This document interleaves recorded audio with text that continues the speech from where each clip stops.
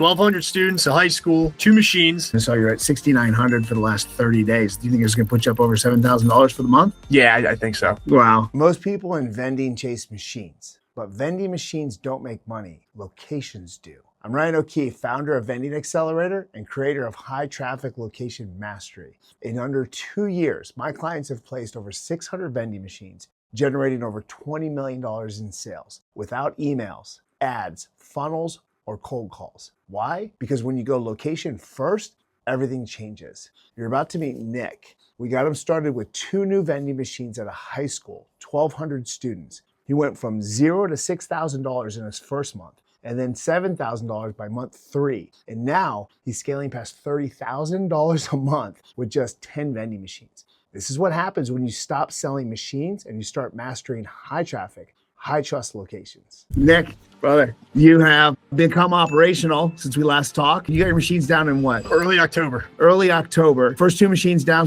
high school, 1,200 students? 1,200 students, a high school, 2 machines. And after about a month, the school said, can we get another machine? Based on the number of students, it's probably warranted anyway. That's how much they liked it right off the bat. Between the 2 machines, that first month is about $6,000 in sales? That first full month, yeah, it was crazy. And to be honest, it hasn't slowed down all that much since. This month alone, it'll finish at, probably 4,200 vends this month. And they had between snow days, half days for tests, and probably 3 weeks out of the month, and it did over 4,000 vends between 2 machines. Wow. Yeah. That's amazing. Well, here we are, January 30th, because that was a day or 2 ago that I looked and I saw you're at 6,900 for the last 30 days. Do you think it's going to put you up over $7,000 for the month? Yeah, I think so. Wow. Yeah. $3,500 per vending machine. That's 10x the national average for vending machine revenue. How does that feel? It's crazy. It's like comical, Comical. Yeah, it's great. Not only that, but at some point in the past, I said to you, hey, Nick, when you get operational, this actually gets easier to scale. I think you got a couple of machines on order, right? Yeah, 8 machines coming between 4 different schools of an entire district. To be honest, probably warrants 10 machines, but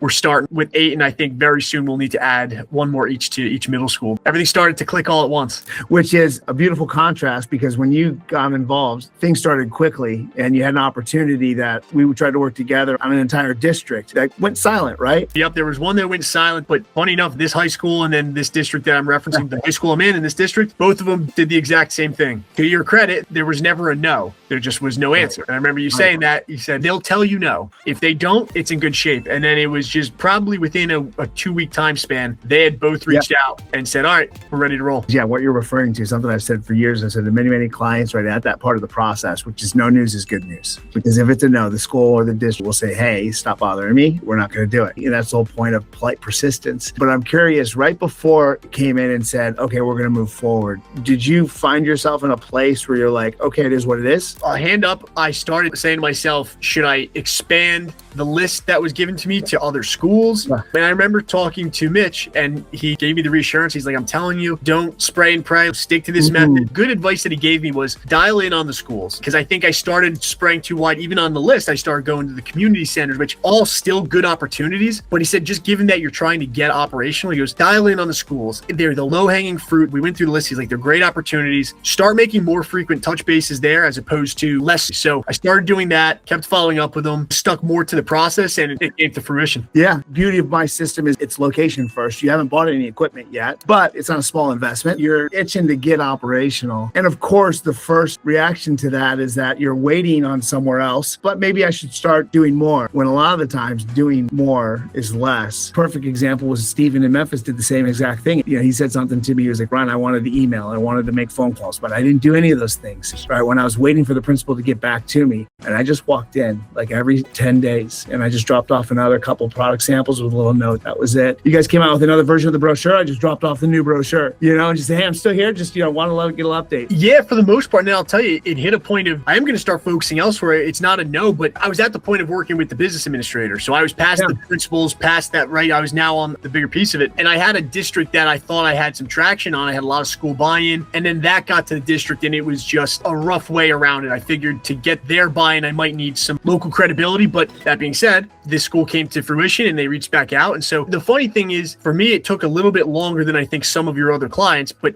I also don't think that has anything to do with the program or myself. Yeah. I just think it's not everything is linear, right? You have clients who 3 weeks in, all of a sudden a school's interested. They're like, hey, perfect timing. We're ready now. Go. In my instance, it was a little bit longer. The lesson there is, all of your clients are entrepreneurs. You teach that, understand that the investment up front, that, it's no small amount, but at the same time, it's well worth what your program offers. And I think you start to get antsy and you start to go, okay, well, is this going to work? If you just stay confident in the process, it's going to work. It's just a matter of time. You just got to kind of keep your head down and keep grinding. And agreed, success is never linear. So you put 2 machines down from when they got installed to today, and you applied all your profit to pay back the investment in the Vending Accelerator. Would it not pay it off? Easily.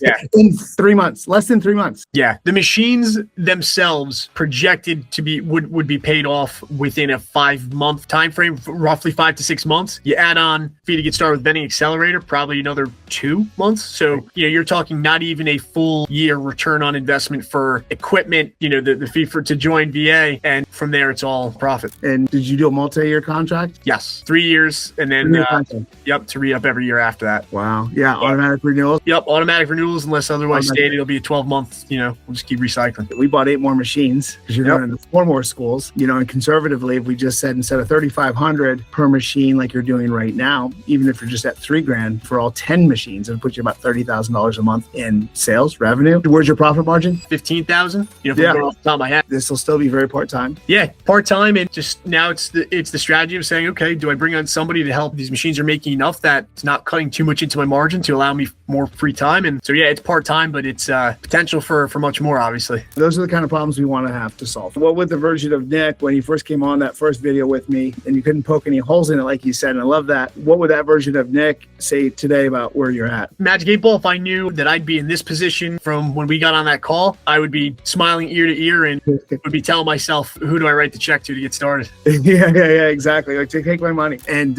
obviously, your wife supported you from the beginning of this. She's feeling great? Oh, yeah. Yeah.